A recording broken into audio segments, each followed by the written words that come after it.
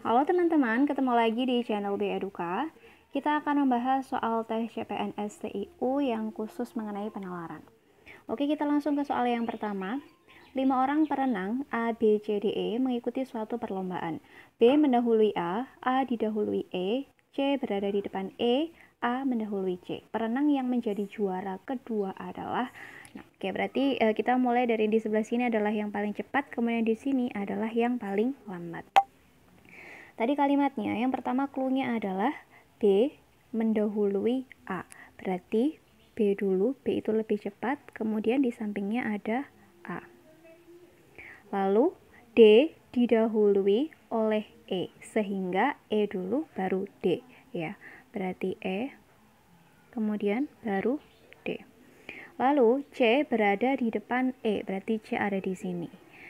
A mendahului C, ini benar ya, A dulu baru C, karena A ini lebih cepat dibandingkan sama yang C. Maka perenang yang menjadi juara kedua, nah berarti menjadi juara kedua adalah yang ini. Jadi kan juara yang pertama, berarti ini juara yang kedua.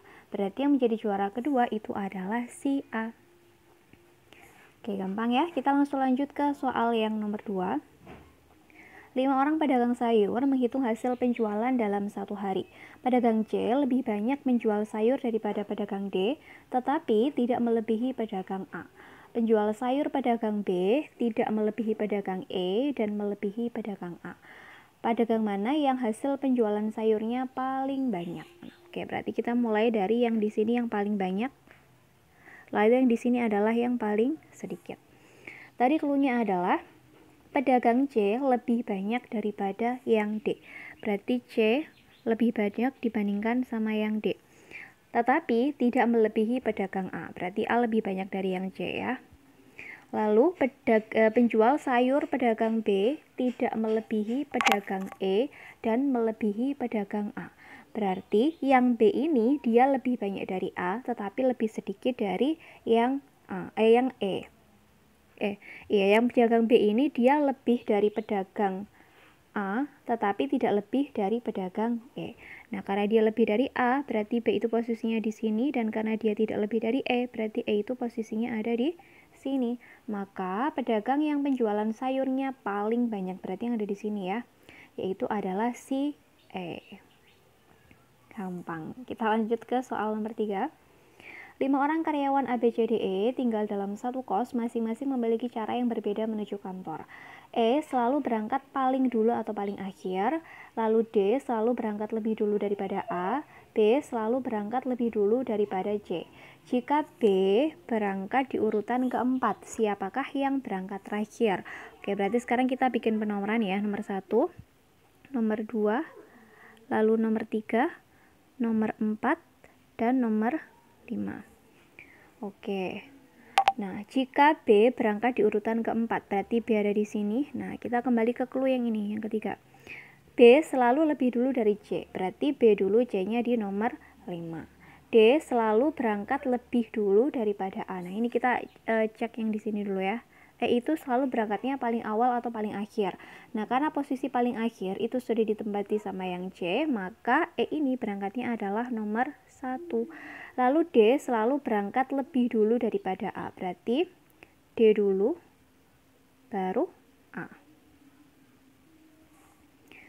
Oke, berarti siapa yang berangkatnya terakhir? Ya, otomatis yang terakhir itu adalah yang C. Yang nomor 5 ya. Kita lanjut ke soal nomor 4. Dalam pemilihan ketua OSIS SMA X, perolehan suara Ahmad tidak kurang dari Koni dan tidak lebih dari Eka. Perolehan suara Beta sama dengan Ahmad dan tidak lebih dari Eka. Perolehan suara Dodi tidak lebih dari dari Beta dan tidak kurang dari Koni. Siapakah yang terpilih menjadi ketua OSIS? Nah, yang terpilih sebagai ketua OSIS tentunya yang paling banyak. Tadi urutannya adalah suara Ahmad itu tidak kurang dari Koni. Nah, berarti di sini adalah yang banyak, yang di sini adalah yang sedikit. Suara Ahmad itu tidak kurang dari Koni, berarti Ahmad itu lebih banyak dibandingkan sama Koni, dan tidak lebih dari Eka, berarti Eka lebih banyak daripada Ahmad. Lalu perolehan suara Beta sama dengan Ahmad dan tidak lebih dari Eka. Nah, berarti posisinya si Beta itu ada di sini. Kemudian perolehan suara Dodi tidak lebih dari beta dan kurang dari Koni. Berarti Dodi itu posisinya ada di sini.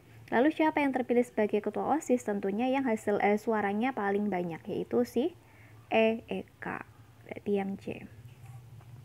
Oke, kita lanjut ke soal yang nomor 5. 5 anak PQRST mengantri tiket di bioskop. Q adalah anak kedua di belakang P, berarti P kemudian selisih 1 dan di belakangnya adalah Q. P bukanlah anak kedua dalam antrian. R berada di suatu tempat di depan S, maka T dapat menempati semua posisi berikut kecuali posisi yang nomor berapa. Nah, berarti kita bisa menggunakan perumpamaan seperti ini ya. P tadi posisinya kan bukan di nomor 2, berarti posisinya P itu bisa di nomor 1 atau bisa juga di nomor 3 ini ya. Nah, misalkan nih posisinya P itu ada di nomor 1, berarti Q itu posisinya ada di nomor 3. Nah, R itu posisinya adalah di suatu tempat bebas, yang penting dia itu di depannya S. Nah, misalkan saja S-nya itu ada di nomor 5. Berarti posisinya R itu katakanlah di nomor 4. Maka posisinya T itu adalah di nomor 2. Nah, kalau kita perhatikan misalkan tempatnya diubah-ubah, maka posisinya T ini bisa menempati di nomor 2, bisa juga menempati di nomor 4, bisa juga menempati di nomor 5, dan bisa juga menempati di nomor 1. Yang nggak bisa di nomor berapa? Di nomor 3. Karena posisi nomor 3 itu kalau nggak ditempati P, ya ditempati sama Q. Jadi T ini dia tidak bisa menempati nomor 3.